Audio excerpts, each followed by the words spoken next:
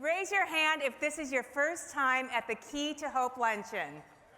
Whoa, okay, hello, welcome. We are so happy to have you here. If you've been here before, welcome back. You are part of something powerful. Okay, since there's so many new people in the room, for some of us who have been here before, I want you to tell them what to expect here. So I want you to make eye contact with someone at your table, and we're going to say together, you are going to be inspired. Ready? You got that? We're going to say it together. Make eye contact, and let's say, you are going to be inspired. All right. Okay, now, everyone, we're going to say that again together, except listen, we're going to say it on the count of 3 even louder. And we are going to say, you are going to be inspired to give. Okay, ready for this? Make that eye contact. 1, 2, 3. You are going to be inspired to give. All right. Woo! Okay, because here it is. This is not just another luncheon. Today is not just another luncheon. Today is a chance to unlock hope. Today is a chance to be a part of something real, to remember that the smallest key can unlock the biggest door. I'm Sherry Lead, author, speaker, I thought I might talk to you guys over here too, author, speaker, connection coach, and today, your MC. And if you can't tell, I'm so excited to get this luncheon started by welcoming to the stage our Key to Hope luncheon co-chairs, Ronnie Henderson and Deborah Ross. Let's welcome them to the stage.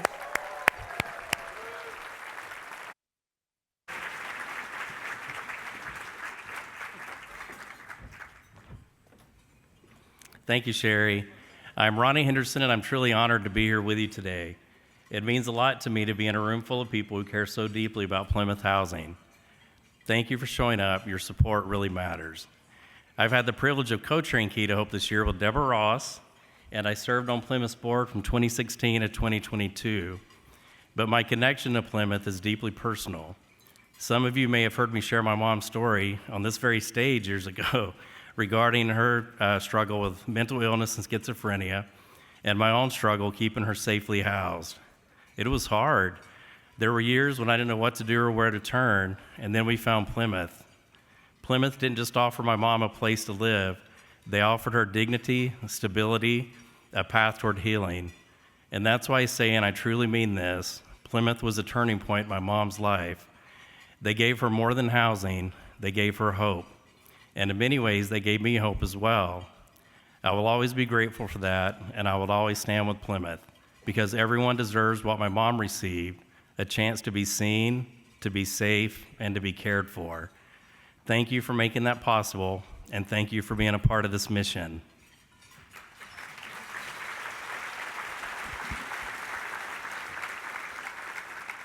Thank you for sharing that, Ronnie. I'm Deborah Ross. As Ronnie said, we are thrilled to see so many passionate people in this room with us today. Together, we'll make a huge impact on the work that Plymouth is doing. I've been supporting Plymouth for the past decade because I believe everyone in our community deserves a home. The impact that Plymouth makes in people's lives and in our city is real, and it's inspiring. As a parent, I want to set an example for my boys. I want them to see that when something matters, you don't just talk about it, you take action, you show up for your community. In my work in real estate, I've spent much of my career focused on building a better downtown Seattle. Every day, I see people struggling on our streets. And rather than look away, I choose to show up and be part of the solution. Thank you all for believing in Plymouth's vision and joining us here today.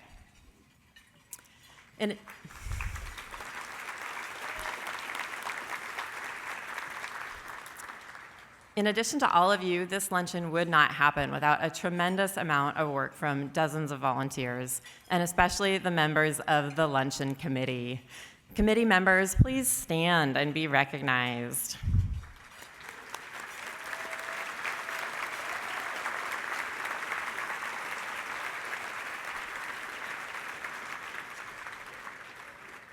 I'd also like to recognize Plymouth's Board of Trustees, including our amazing MC, Sherry Lead, who worked so hard to propel Plymouth's mission every day, and our current board chair, Ben Strawn, who has put in an incredible amount of hard work this year.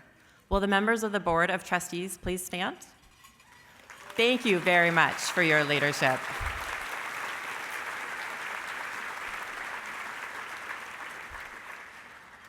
I'd also like to recognize our Key to Hope Challenge Fund supporters.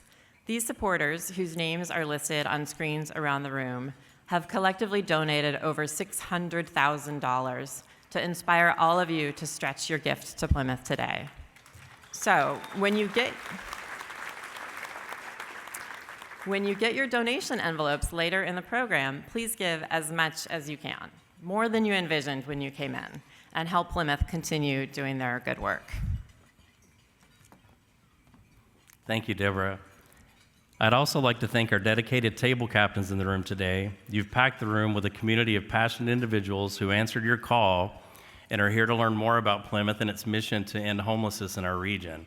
Let's have a round of applause for these incredible groups of Plymouth supporters.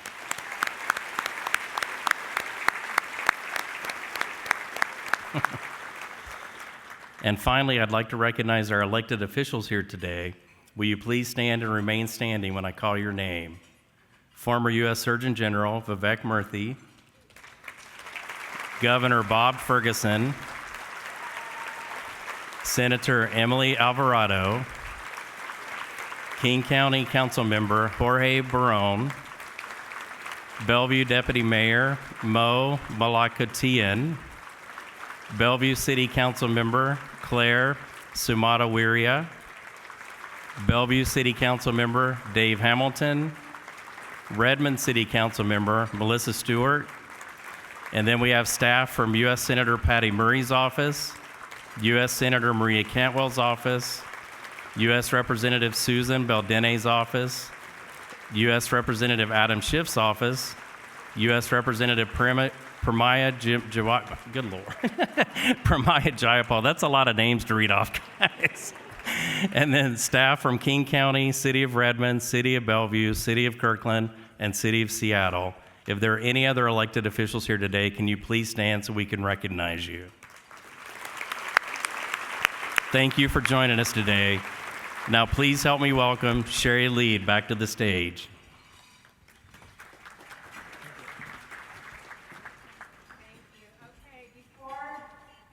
Really dive into and I know you're already diving into the lunches, it's okay. But before we take some time to really enjoy each other's company at the table, we want to take a moment to recognize the real VIPs behind today's magic. Because here's the deal. A key doesn't turn itself. It takes people, it takes heart, and it takes the incredible generous donations from our sponsors who keep showing up year after year to turn the key to provide purpose, possibility, and hope to all our community. And Plymouth Housing is fortunate because our corporate partners, they know, they understand that giving isn't just about writing a check. It's about turning into something bigger.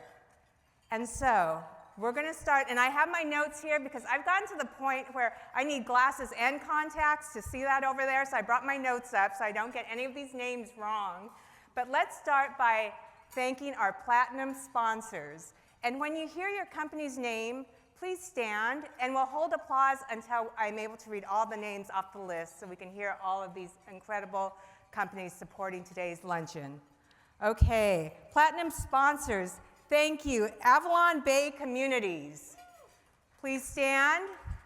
Bretler Family Foundation, Delta Dental of Washington, Gates Foundation. Please stand when you hear your company's name called, and we will applaud at the end.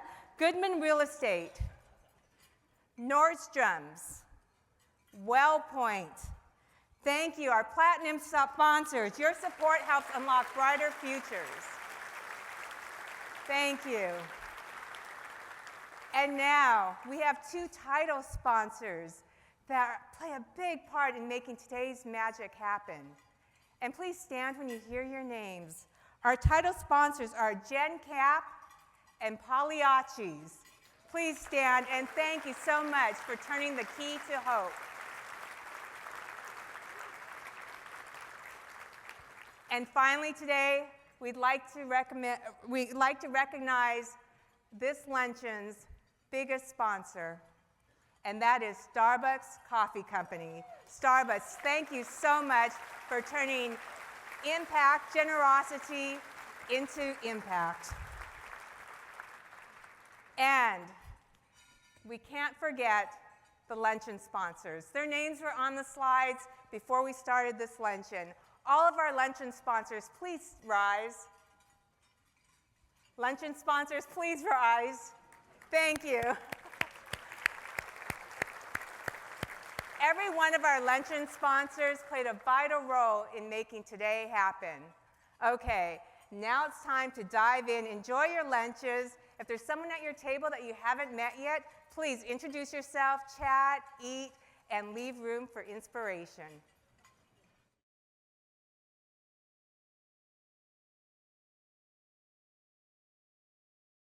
All right, everyone.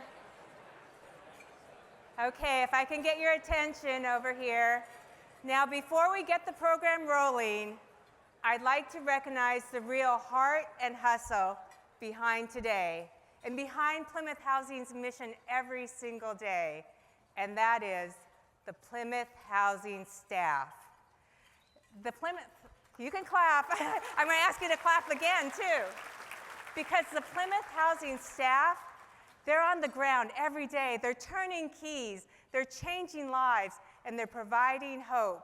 And I believe we have about 120 members from Plymouth Housing here. If you would please rise.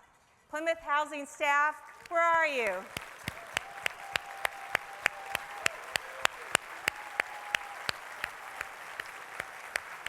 All right. Thank you so much for the work you do every single day. And now it's my great honor to welcome to the stage the person who leads that incredible team. She leads with vision, heart, and purpose. Please join me in welcoming to the stage Plymouth Housing's CEO, Karen Lee.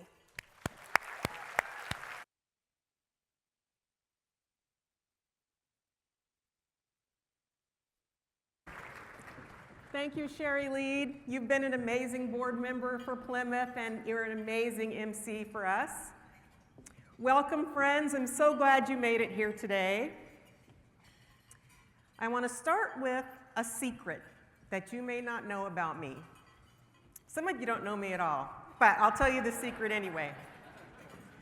And that is, I love the smell of pine sol. I do. It makes me feel like my area is clean. It reminds me of home. My mom cleaned with pine sol. It brings back, smell brings memories. Well, that may not be true for some of our residents at Plymouth. For some of our residents, it takes them back to a dark time where maybe they were in a group home, a detention center, a prison, or a jail. And they weren't necessarily treated as people, but they were treated as problems. And even decades later, that smell can bring back some trauma. So at Plymouth, we don't use pine sol. That might seem like a small thing to you, but when you've survived trauma, small things matter. And so we try to notice those details, and we try to be different. So, what is Plymouth Housing? We are a nonprofit that helps people leave homelessness behind for good.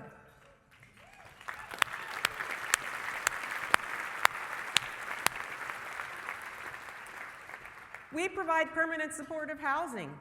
That means that our residents have a home for life. And we also provide wraparound support, case management, primary care, mental health support, recovery services, meals, financial literacy, travel to health appointments, all the things that are necessary to help a resident move towards self-sufficiency. Our residents are remarkable people, and they deserve the chance to help rebuild their lives. 96% of them have a disability. Many are people of color, many are seniors, many are veterans. At Plymouth, we are proud to operate 17 buildings here in King County, and this year is special because it's our 45th anniversary.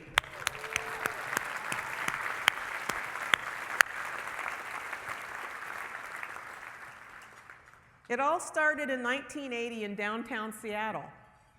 Members of Plymouth Church decided to take action and support their neighbors who were sleeping on the church steps. From one church's compassion came a movement, and thousands of lives are changed. And it's amazing because up here I'm seeing all of these lives. They're lit up on the tables. And those pictures are representative of our employees and our residents and lives that we're changing every day. And it's representative of Plymouth's dream back from 1980, the community coming together to take action. In the room today, we have some original members of Plymouth Church, and if you are here, if you are one of those early advocates, can you please rise so that we can recognize you?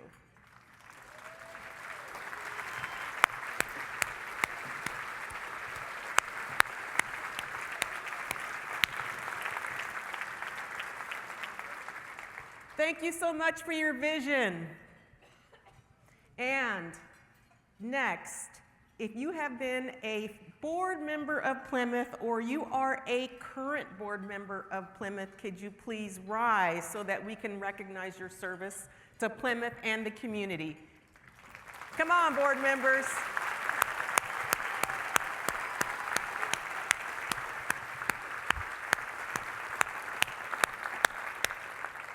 Thank you so much for your service to our community and to this great organization. Now, it takes people to move our mission forward. And it takes our incredible staff who allow our buildings to become a place of transformation. And I just want to give you a few examples while I'm up here. Our staff member, Kush Michetti, just received a handwritten note from one resident that said, "Thank you for treating me with respect, even when I was a handful. Living here has given me hope to keep going." And at another building, one of our residents, Stevens, who once struggled with homelessness and addiction, and today is sober, managing his rent, and dreaming of converting a minibus into a trailer, said, "Whatever I need help with, I can reach out. And that's just awesome." And that's what Plymouth is. That's what our staff is. It's awesomeness. It's not just housing, but it's a place to come home where you can be known and you can be seen, and we will try not to use Pine Sol if that's going to cause trauma. Dr. Vivek Murthy, our next speaker, who is here today, says connection is medicine. And at Plymouth, we couldn't agree more, and that is why we take a holistic approach: housing, support, and community. And it works. 95% of people who come to Plymouth leave homelessness behind for good.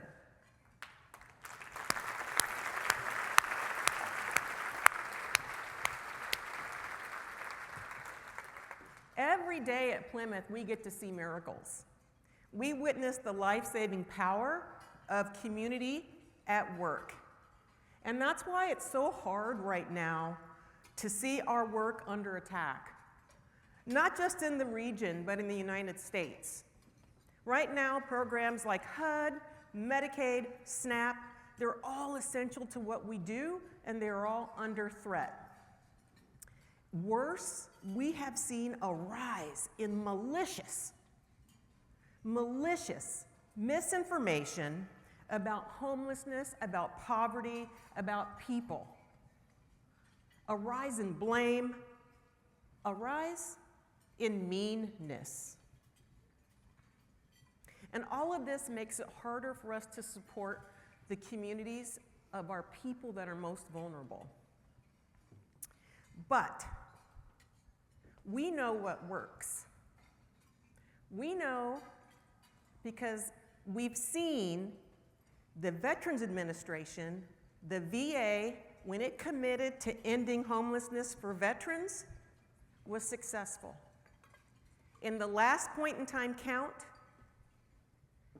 from when 2024, it's the lowest recorded number of unsheltered veterans since we began counting.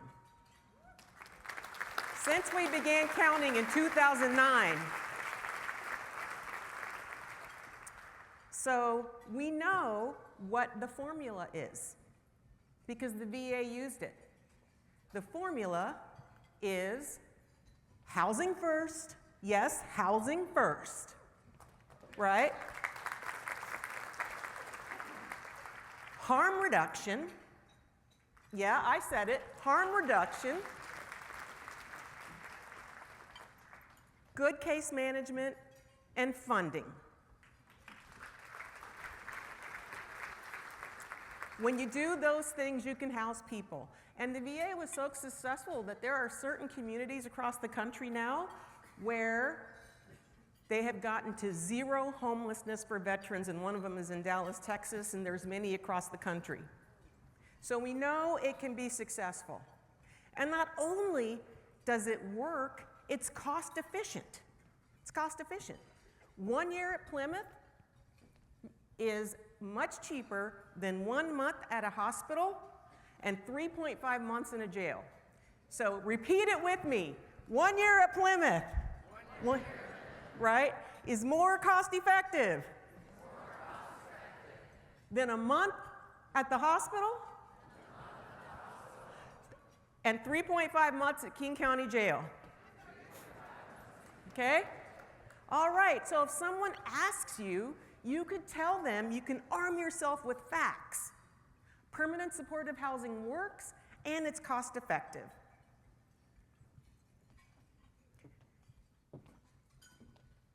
At this point in our history today, it's really, really important for us to come together and become a community. And many of you who come to these events year after year, and I want to say thank you very much for those. You know I try to wear a special outfit, and this year is no different. So this year I'm wearing a black knit, I think it's called A-line dress, and it represents something for all of us. So the black represents sadness, the sadness coming from the divisiveness and the politicization of homelessness and poverty. The knit represents the interconnectedness of all of us together as humans and members of our community. And then the pearls and the A-line represent hope that we can all be better. You know, last week a host on Fox and Friends said some pretty horrible things about people that were homeless and suffering from mental illness. That host said, just kill them. Just kill them. And the host tried to make an apology on Sunday, but you know that person didn't mean it. And those words are always going to be out there. But that's not what we need to believe. We can overcome that. And we can be community, and we can care about our fellow human being because we know what works. We've seen the VA do it. And that should be so inspirational for all of us because if we commit we can do that here in Seattle as well. So hope is alive. We can make a change. We can eradicate homelessness together. I know we can. And everyone will live what they need to be, whatever their dreams are, with dignity and what they need to flourish. So, Sherry said that she wanted you to think about giving, and I do too. And when you're gonna get asked a little bit later to donate to this great organization and to our region, please do. And please dig deep and be generous, because it's very important to the health and longevity of our beloved community. Next, I want to show what we are building together by giving you a glimpse of what is to come at Plymouth. Thank you so much for choosing care. Thank you so much for choosing connection. I appreciate you. At Plymouth Housing, transformation begins the moment someone walks through the door, not just with a roof and four walls, but with dignity, connection, and the chance to begin again. Step inside one of our buildings, and you'll feel it. Laughter in the hallway, a meal shared in the community room, someone saying your name. This is more than housing.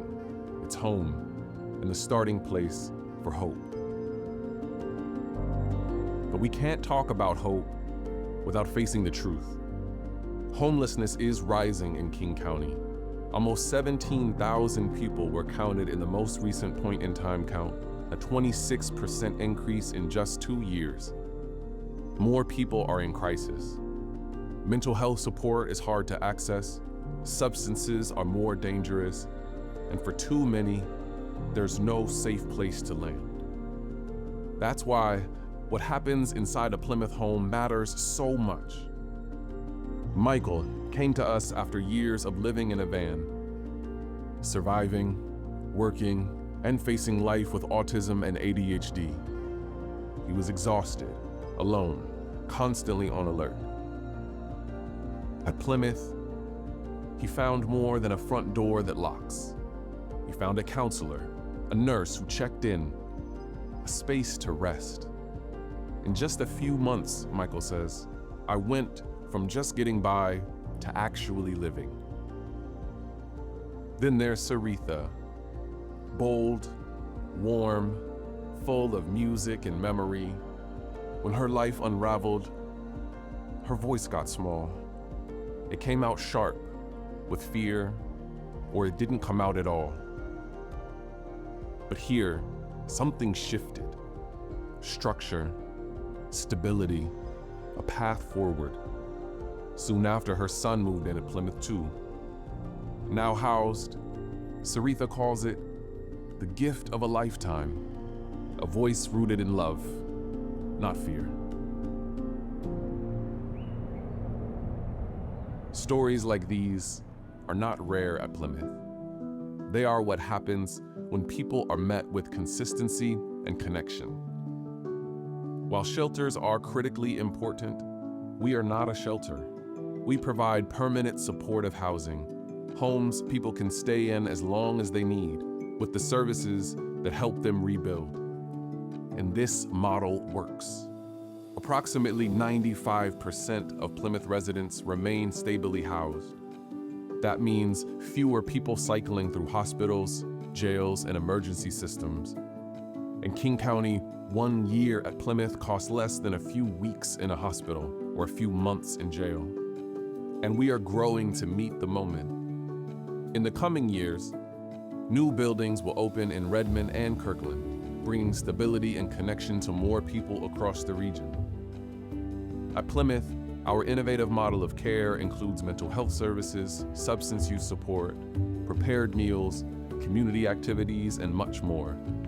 Because healing isn't one size fits all. It's personal, it's layered, it takes time, and it takes all of us.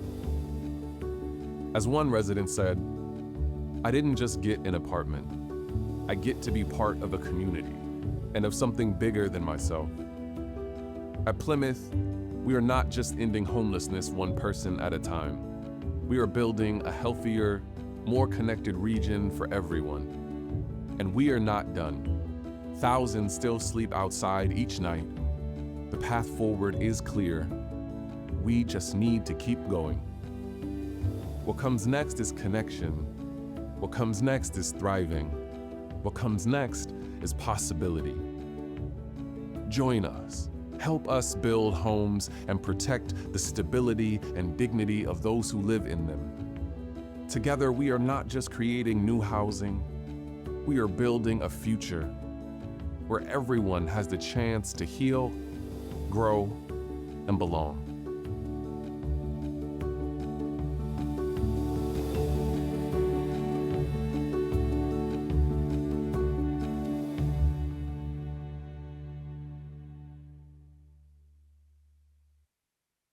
All right, everyone.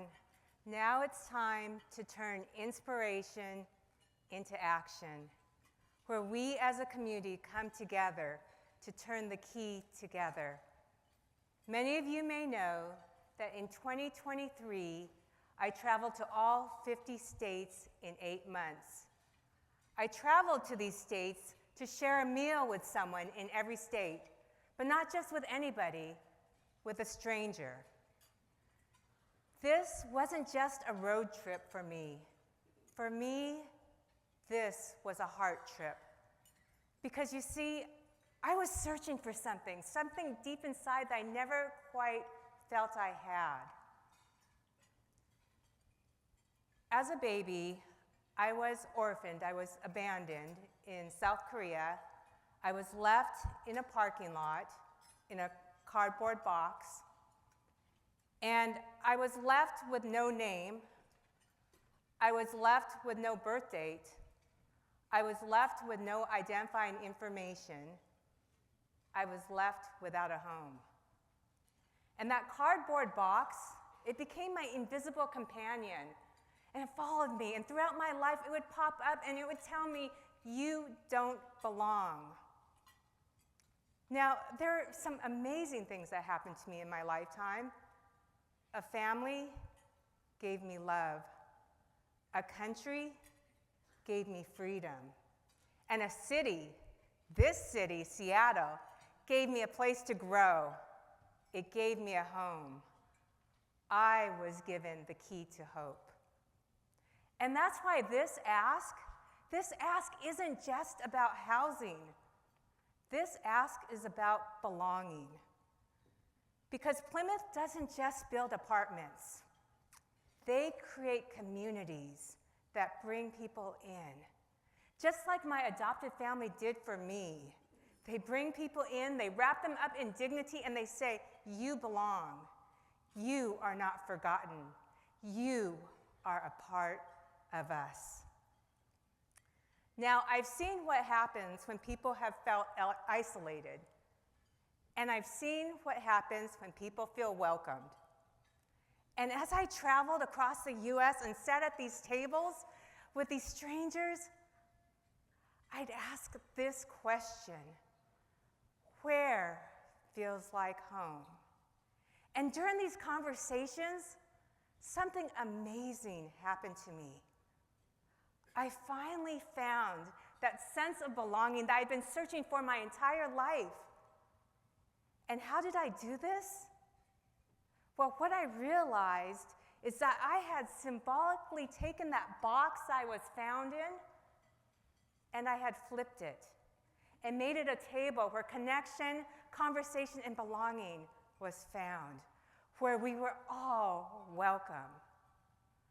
So today, I'm inviting you to join me to flip the box, to become a welcomer, to welcome someone who's been standing on the outside of belonging for maybe years. Or maybe, like me, they were brought into this world without a place to belong. Your gifts of $1,000 provides a community celebration for 100 residents, 100 residents with meals for all of them. Your gifts of $500 restocks the shelves at Plymouth Housing Supply Center.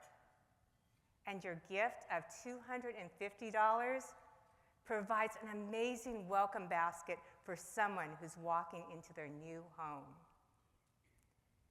It doesn't matter what your key looks like today, whether your key looks like a monthly gift, a one-time donation, or a corporate match, whatever it is, know this: you are not giving alone. We are doing this together.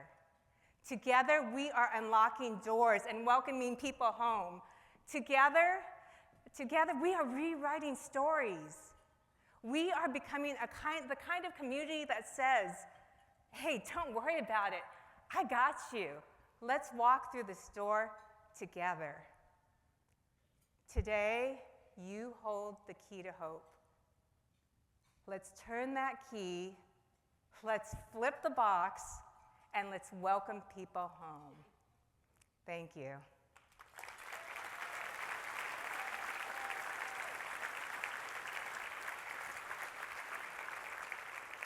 Okay, and here's the amazing twist here with your gifts. They can increase. And this is how. Thanks to a group of incredible Plymouth Housing champions, some of your gifts today will be matched. Gifts of $300 or more will be matched.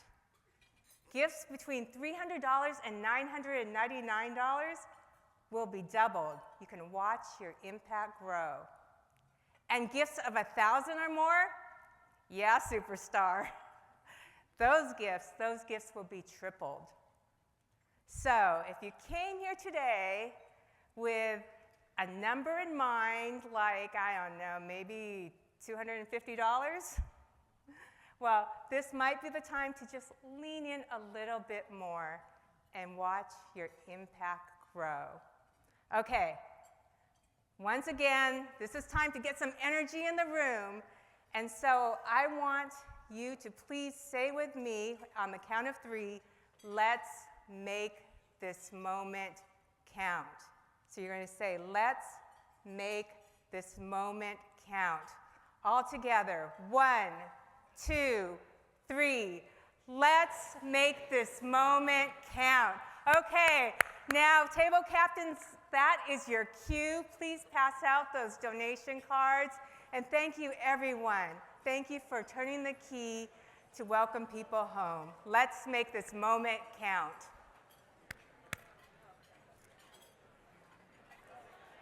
Okay, we have a treat for you while you're filling out your donation cards. I'd like to welcome to the stage Alex Ashley. Please give it up for Alex.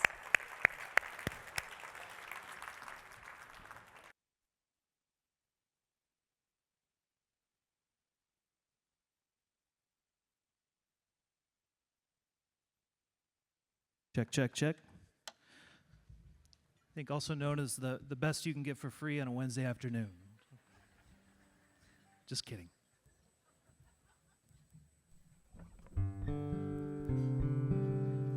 Thanks for the invitation to play today. This is a special event for me because it resonates with the experience that my mom has had most of her life and all of my life. And this is a song I wrote years ago when I was a teenager, trying to make sense of that.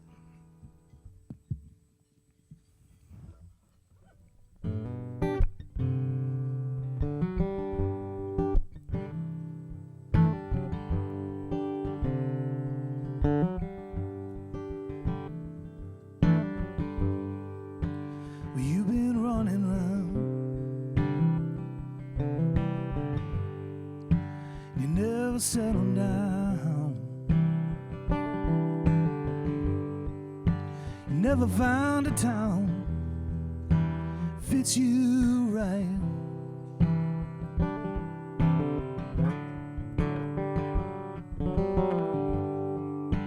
And out there on your own, so far away from home. And are you tired of being alone and out of sight?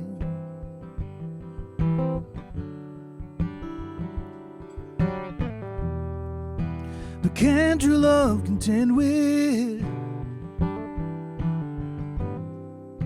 the allure of the road? You went out to find some answers, I'm sure that you've been told. Baby, you might as well give in. Take off your walking shoes and change all of your plans. No way you can lose. To you the highway's fine. Little girl, don't you realize that Carolina's calling you?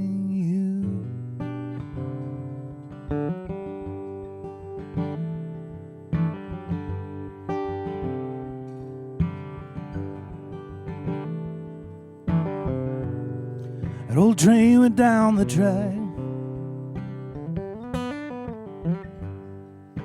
You never did look back. Girl, you slipped right through the cracks.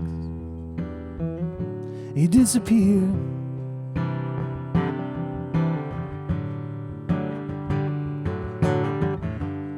I've seen all your highs and lows, things that you never meant to show. Oh, these are words I know that you hate to hear.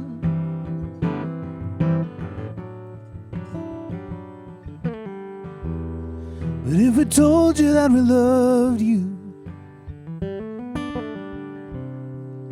would it ease your gypsy mind? 'Cause I know your heart's been heavy, but has it ever crossed your mind? Crazy mind. But baby, you might as well give in. Take off your walking shoes and change all of your plans. Ain't no way you can lose. To you the highway's fine. Little girl, don't you realize Carolina's calling you? Carolina's calling you. Carolina's calling you.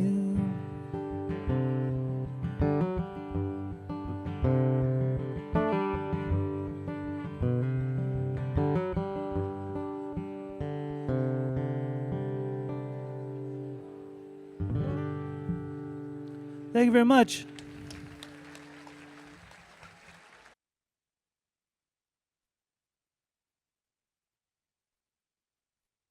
Thank you, Alex. That was wonderful. Thank you. And thank you all who have donated so generously. Your gifts are helping Plymouth unlock spaces. My heel just went into that slot right there. That's what that was. Okay. Your gifts are helping Plymouth unlock spaces where people feel safe, seen, and welcome to a community that says you belong here. If you haven't had a chance yet to fill out your donation card, don't worry, there's still time.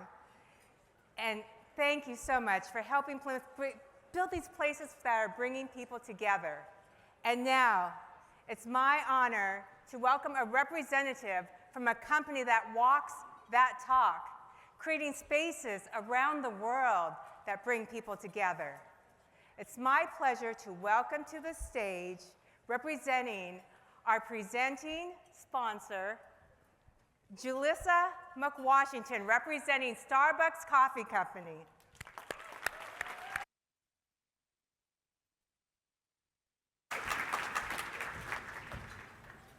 Well, hello, Seattle. Okay, so you have been socializing, you have eaten some yummy food, you've emptied your wallets, hopefully, and then you were serenaded. So hopefully you're not sleeping on my turn here. So my name is Julissa McWashington, and I'm honored to be here today on behalf of the Starbucks Coffee Company as the presenting sponsor.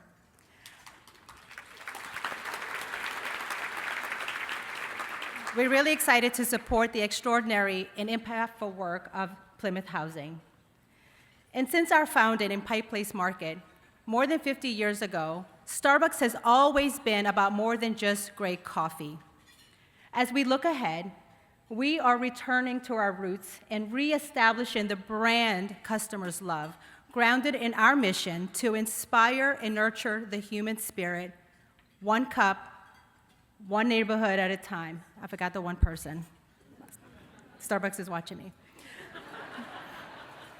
This mission includes a deep and enduring promise to contribute positively to every community we serve. And nowhere is that promise more meaningful than right here in our hometown of Seattle. We know and acknowledge that homelessness remains a crisis in our community. Every person deserves a safe space, that supportive place to call home, a place where they feel dignity, stability, and belonging, which we've been hearing quite a bit today. We're not there yet. I'm going to say that. We're not there yet. That's why we're proud to stand alongside Plymouth Housing, an organization that not only provides housing, but also wraparound services that help people heal, rebuild, and thrive. Our partnership comes to life in many ways with Plymouth Housing, investing in behavioral health programs, supporting events like Key to Hope, and volunteering during the holidays. We all can take a part in that. And of course, sharing coffee and gift cards with residents to brighten their day. So today we celebrate the impact Plymouth Housing has made and continues to make in the lives of so many. And we look ahead with hope, knowing that we can do this together. And it is my honor and pleasure to introduce Dr. Vivek Murthy, our keynote speaker. I mean, what a treat, right?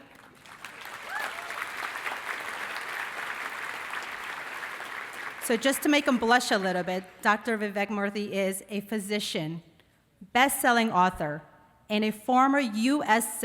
Surgeon General, who has become one of the nation's most trusted voices in public health and emotional well-being. He has led national conversations on the impact of loneliness and the importance of human connection, not just as a personal value, but also as a public health priority. His work underscores how social connection can transform lives, especially for those facing adversity. So please stand up and join me and welcome Dr. Vivek Murthy.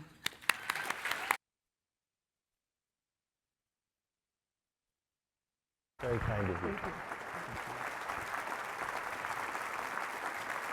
Thank you all. Thank you so much. I really appreciate that warm welcome. I want to just thank all of you for the opportunity to be here with you today and for coming out and supporting this incredible organization. I was telling Karen, who I was sitting next to just a little while ago, that video was so deeply compelling and so beautifully made. And earlier today, I had a chance to visit some of the housing that Plymouth provides to its residents. And I was struck by how warm it felt, by how beautiful the surroundings were, by how thoughtful the staff were in making sure that everything, from the smallest detail about soap and detergent to the bigger challenges, like how to provide community and connection, were all being thought of. And so I'm just grateful to have had a chance to see it myself, but I couldn't help but thinking as I left the facility earlier today that we need these kind of efforts, this kind of commitment all over the country. And what you are doing here in Seattle is not just providing a home for people, but you are providing an example to the nation. So I thank you for that.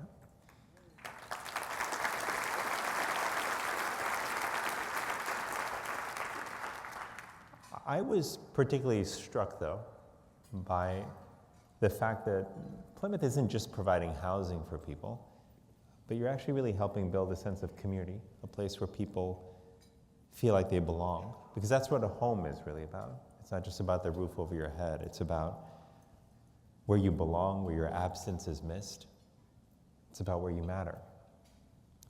And I first learned about the incredible power of community from my father. He told me the most remarkable thing when I was younger. He said that the first time that he ever felt a sense of loneliness and emptiness, a sense that something was missing in his life, was when he left his small rural farming village in India. Now, I was so struck by this statement because he grew up in very austere circumstances. He had no running water, no electricity. His family barely had enough money to put food on the table each night, and very often they didn't, and would end up diluting each child's bowl with more and more water until there was enough volume for everyone. But what they lacked in wealth, they made up for in community. And the families in the village, they really looked out for each other. If you went to somebody's house, they invited you in. And whatever little they had, they would share with you. When my father lost his mother to tuberculosis when he was only 10 years old, the village stepped in to help him and his 5 siblings and my grandfather. Friends and extended family became surrogate parents. And I thought about my father's story years later, when I became a doctor myself and I was practicing in the hospital. And to my great surprise, the most common challenge that I saw was not diabetes or heart disease or cancer. It was, in fact, loneliness. I saw it in so many of my patients. But I never learned about loneliness when I was in medical school or in my residency training. I came to see, though, in the course of those many years, working day in and day out with patients, that you could eat well, you could exercise right, you could sleep 8 hours a night, you could have all the right lab values and vital signs and imaging studies. But the truth is, if you didn't feel a sense of belonging, then it was really hard to feel whole. And in the years that followed, I learned that what I was seeing in the lives of my patients was so much more than just a bad feeling. The loneliness that they were experiencing had real profound consequences for their health. Now, we now know something that we didn't understand as clearly a decade or two ago, which is that when people struggle with social disconnection, it increases their risk of mental health challenges, including depression, anxiety, and suicide. And not by small amounts either. We're talking about doubling of risk of depression, for example. But it also increases their risk of physical health challenges. We're talking a 29% increase in the risk of heart disease, 31% increase in the risk of stroke, a 50% increase in the risk of dementia. This is so much so that the mortality impact of social disconnection is comparable to that of smoking or obesity.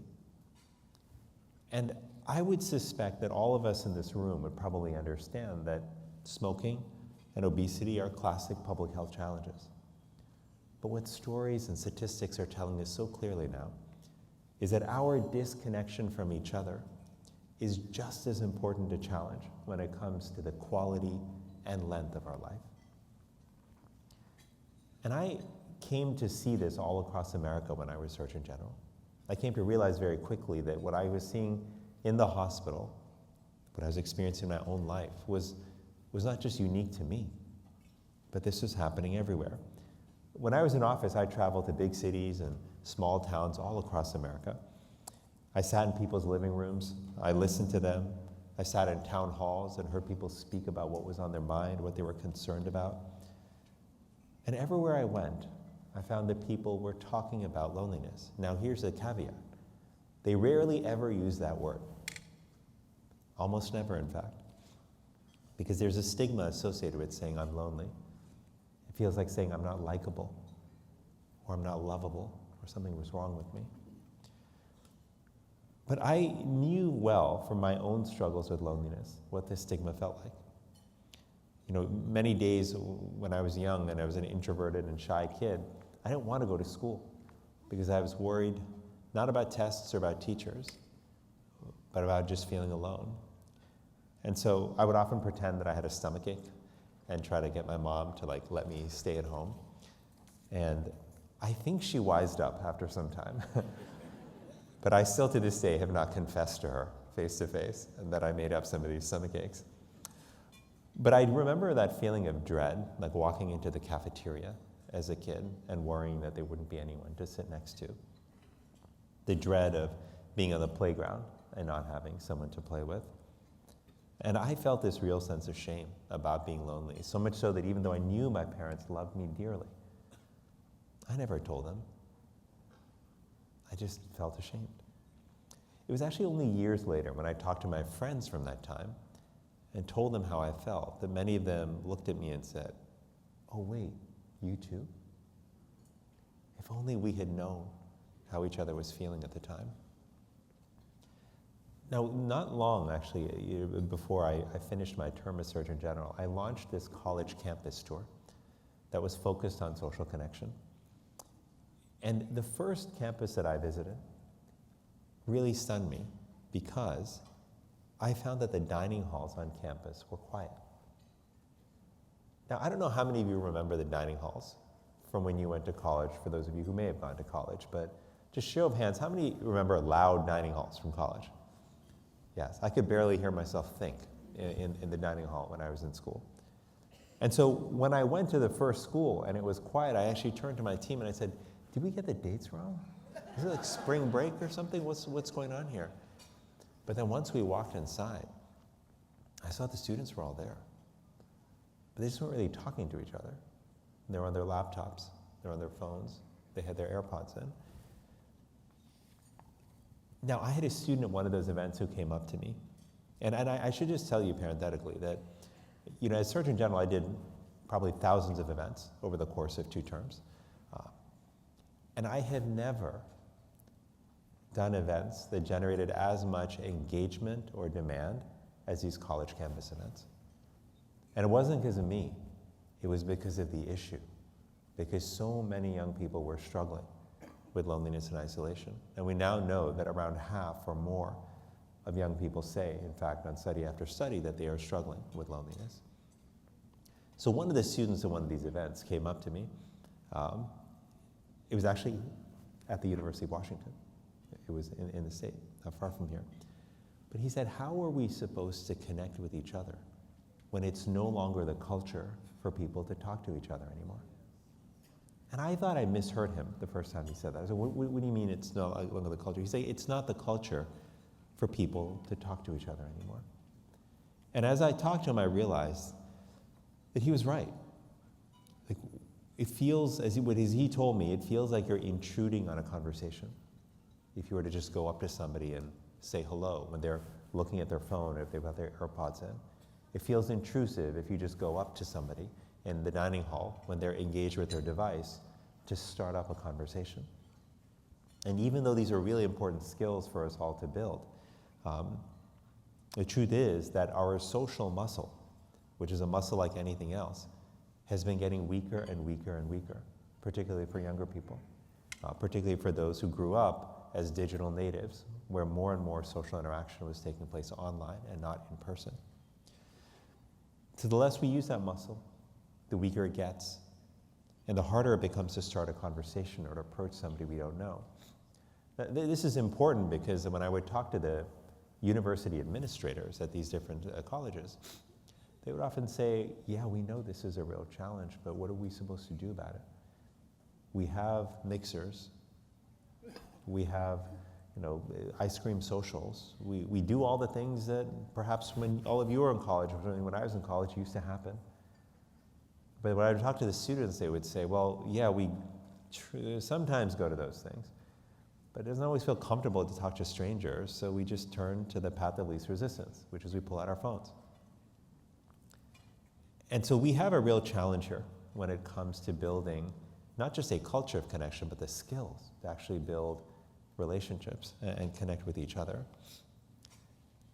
So as I've been talking to young people and to older people about these experiences, and just asking them the question I always want to ask, which is, how is your life? What's good? What's bad? What are you dreaming of What do you hope for? What are you disappointed by? As I've done this, I've sensed that there's this deeper unhappiness that many people are experiencing. And it's one, by the way, that's not fully explained by economic hardship or by physical health challenges or by safety concerns. Now, I want to be really clear. All of those are, by the way, super important. They matter mightily to your sense of well-being. And if you're worried about your safety on a day-to-day basis, if you don't have the funds to put food on the table or to have shelter for you and your family, it's really hard to be happy and fulfilled. But I was finding that even for people for whom these weren't concerns, that there was still a sense that something was missing in their lives.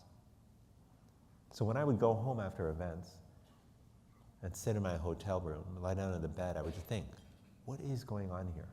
Why is this coming up so consistently all over the country? And it wasn't just the country, by the way. I was finding this in England, in India, in Japan, in other communities as well. And at the end of it, at the end of my term in January, I put together my best effort at answering that question in the form of a parting prescription to America.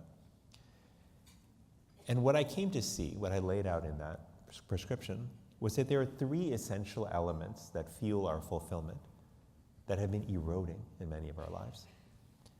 And those are relationships, our engagement in service, and our sense of purpose.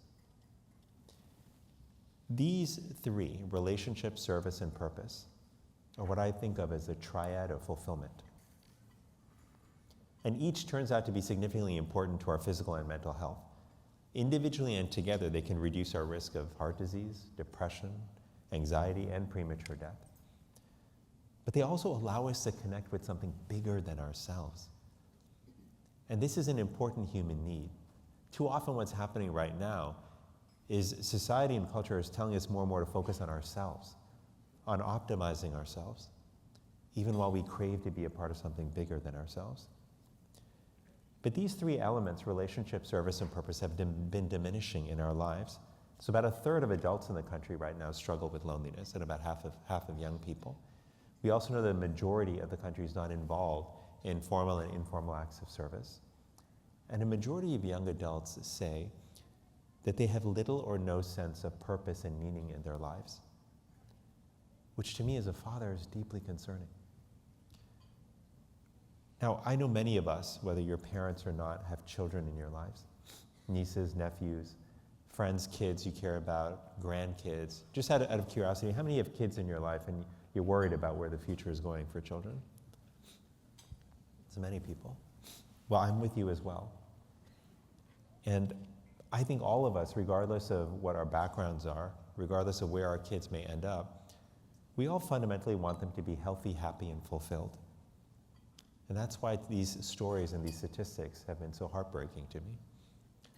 But I do think that part of the reason that this has happened is because there are so many messages coming at us that are telling us to prioritize a different triad. And that's the triad of modern day success. That triad, by the way, is rooted in wealth, power, and fame. And the reason I came to understand this was actually because of young people, because this is what they would tell me everywhere I traveled. I would often ask them a similar question, which was, how do you define success? And what I was really asking them is, how is society defining success for you? And they would always, with great consistency, say some version of fame, money, and power. Now, they didn't always believe that that would lead to happiness. They weren't always bought in. But even those who weren't bought in were fearful of stepping off the track because they didn't want to get left behind. And I find often that their parents were in the same boat. I want to be clear, though, that there's nothing inherently wrong with pursuing fame, money, or power. Those are all perfectly fine on their own. But our challenge becomes when we assume that the pursuit of those three elements will lead to fulfillment. And that's where we will fall short, because on their own, they rarely do. They have to be built on top of that triad of fulfillment, of relationships, purpose, and service. And at its heart, this is what community is really about. It's about relationships, purpose, and service. Community is a place where we know each other, where we help each other, and where we find purpose in lifting each other up. If we want to address the deeper roots of unhappiness, we have to build community. And that will require a clear and explicit cultural shift in society that puts relationships and purpose and service back at the center of our lives. Now, by the way, this wisdom is not new. This is old. We find it in our scriptures. We find it in our history. And if we look closely at our own lives, at the times where we have been deeply fulfilled, we'll likely find that there was some element of relationships or service or purpose that was involved. So the question and challenge that I would pose to all of you is, can we have community be the compass, the filter, through which we make decisions about what to prioritize and where to put our attention and energy? And in this effort, small steps make a massive difference. If we do one small thing each day to help somebody, well, that is how we serve. If we reach out to one friend each day just to check on them, well, that is how we nurture relationships. And if we choose to talk honestly to our friends and to our children about how we find purpose in our lives, well, that is how we nurture and cultivate a deep sense of purpose. When we take these steps, there's something else extraordinary that happens, which is that we start to feel a greater sense of meaning and belonging in our life. And the more of us feel this way, the more we can take on higher order changes. We're more likely, for example, to gather our friends around food and activities and faith and service. We're more likely to design our workplaces and our schools to foster relationships and service and purpose. We're more likely to choose leaders who lead with kindness and with generosity and service in their hearts, and who support policies that reflect these deeper values as well.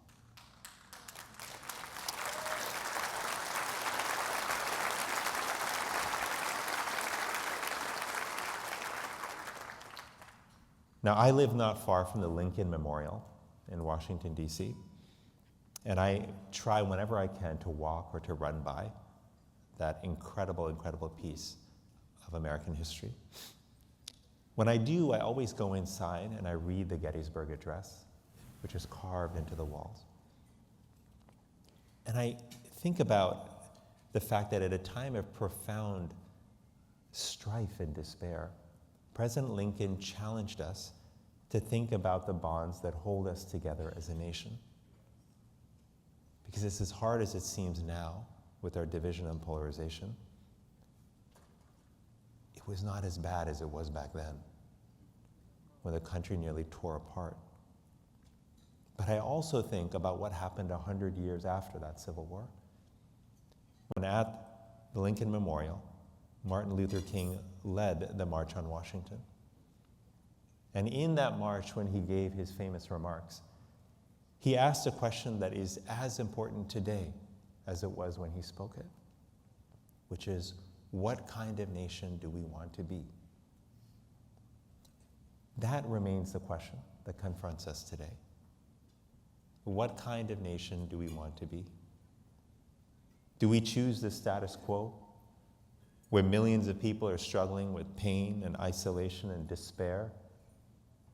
Or do we choose to be a nation where we have each other's backs, where we recognize that human connection and community are our superpowers?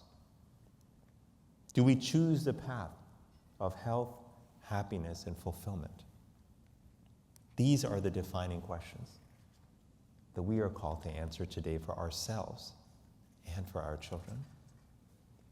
I know that I want us to be a nation that has the courage and the power to lead with love and not fear. Because to build community requires love. Love not as sentimentality, but as a commanding force with the power to build and strengthen and heal. Love as generosity and kindness. Love as hope and grace. Love as courage and commitment. The truth is that America and the world need a new generation of community builders. A generation that's not defined by age but by spirit. A generation that has a fierce and unyielding commitment to each other, that's willing to stand up and reject the pessimism and animosity of our times and instead choose courage and hope. And we must be that generation. Whenever I start to lose hope, whenever I feel these tentacles of pessimism creeping into my own spirit, I try to think about the patients I cared for in the final days of their lives, the patients I was lucky enough to sit next to when they were reflecting on the years that they had lived and the experiences that they had had. Well, you know what they never talked about? They never talked about the size of their bank accounts or how many followers they had on social media or what award they had received. They never talked about their list of achievements. What they always talked about were people, the people they loved, the people they missed, the people who broke their hearts, the people they served and whose lives they touched. In the end, when only the most meaningful strands of life remain, this is what matters. If you ever forget this, I'm going to leave you with a 30-second practice that you can call upon during those moments where you may feel alone or despondent. So I'll ask you to raise your right hand and place it over your heart and close your eyes.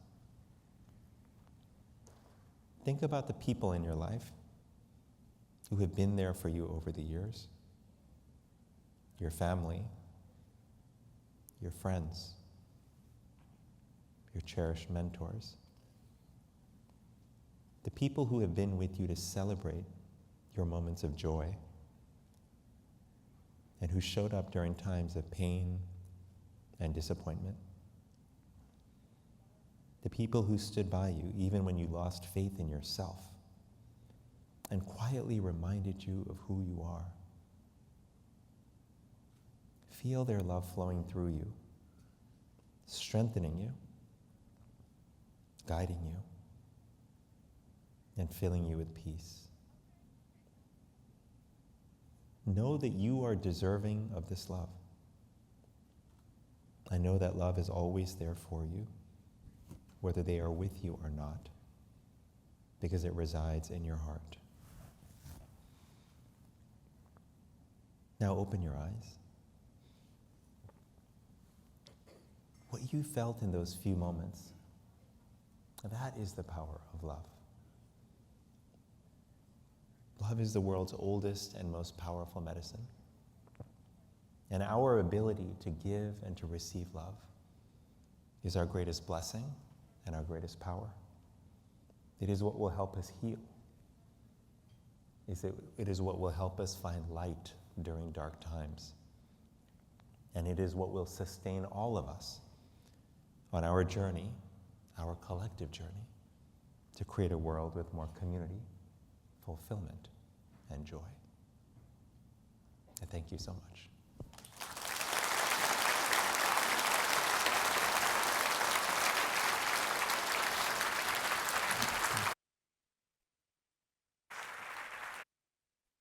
Thank you, Dr. Vivek Murthy. Thank you.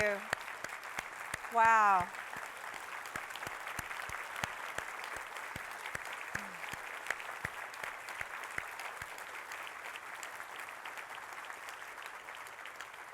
Wow, I don't know about all of you, but I definitely felt that. I think all of you did too, because I felt your heart. Thank you so much for your inspiring keynote. And thank you to everyone who shared their heart here on stage, in video, and at your tables.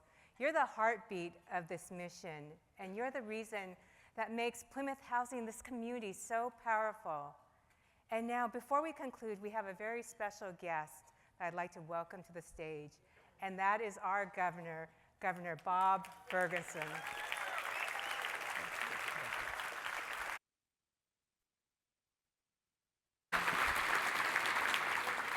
Thanks, Sherry. I think I just learned something, which is the least desirable place on a speaking agenda is immediately after the person you just heard from, our keynote speaker. Give him a round of applause for really good. I mean, I have twins who are, my wife and I have twins who are 17, so your words really spoke to me, and I think everybody here, so thank you so much. Thanks to all of you. Look, I know the only thing standing between you and the rest of your day are my remarks, so this is going to be the shortest speech you ever heard from a governor in your life. But I just want to say a couple of things. You know, I ran for governor, which is an interesting experience. I went to all 39 counties in Washington state. And I'm often asked, what did you hear the most in going to all 39 counties?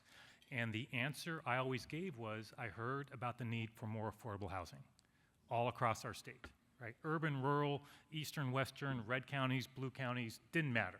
I heard that over and over again. So anytime I get the chance to speak to a huge room of people who are very invested in creating more affordable housing for the people of our state, I want to be there to say thank you. You know, thanks to all of you for the important work that you do. This is a huge issue for our state. And we're not the only state. When I talk to governors around the country, it's a big issue for almost all of them as well. But I so deeply appreciate the work that all of you do. And to give you an example of that, you know, we had a productive legislative session where we passed many bills that I had the honor of signing into law to make it more streamlined processes for building more affordable housing. And in fact, thanks, yeah. And we had one bill signing ceremony where I signed like a dozen bills, and it was hosted by Plymouth Housing. You hosted that event. And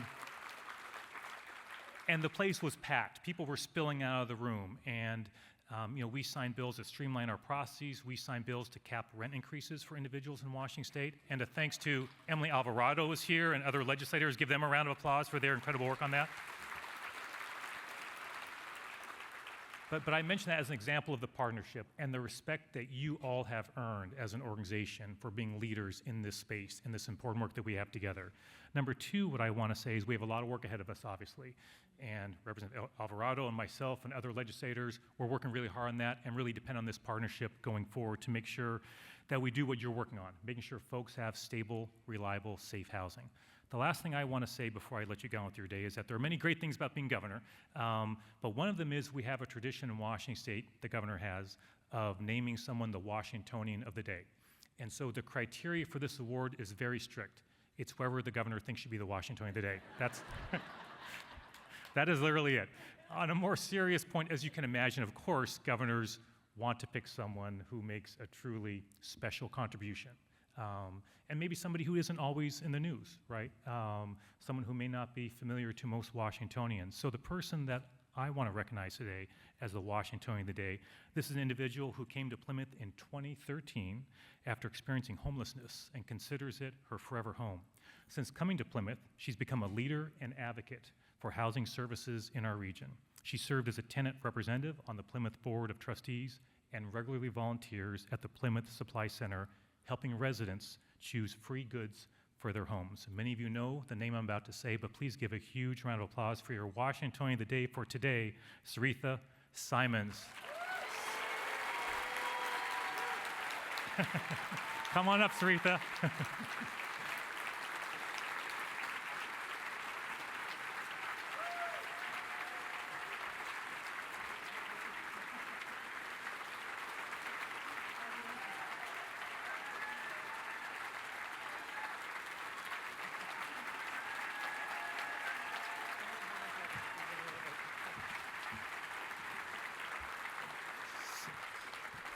Saritha's at my table. I took out my talking points, which has her name emblazoned across the top, so I kind of had to hide them from her.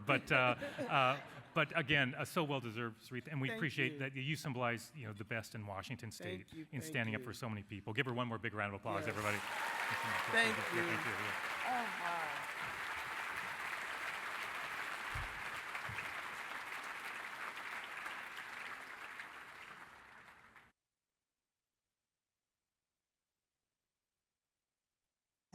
Thank you all for showing up, for giving so generously and believing in the work of Plymouth Housing.